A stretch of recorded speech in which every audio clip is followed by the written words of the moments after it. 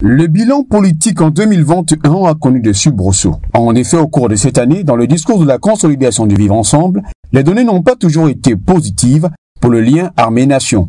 Cette union, implémentée par le chef de l'État afin de consolider le lien entre les forces de défense et de sécurité et la population dans la lutte contre les terroristes sécessionnistes, s'est vue quelque peu fragilisée par une montée en puissance d'un certain vent de haine entre ces deux entités. Toujours parlant du vivre ensemble, les affrontements entre Arabes Choua et agriculteurs Mosgoum dans le septentrion ont fait des morts et près de 30 000 déplacés.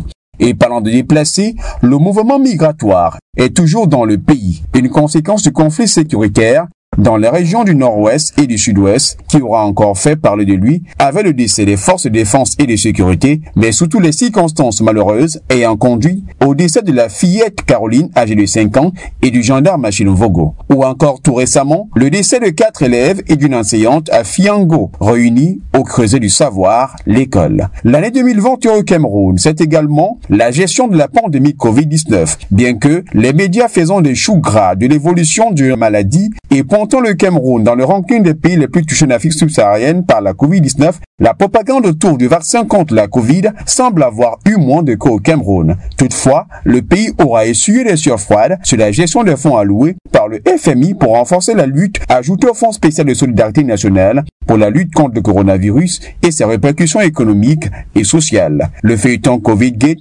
aura donc été à la une entre marché gré à gré, tractation de marchés spéciaux et autres.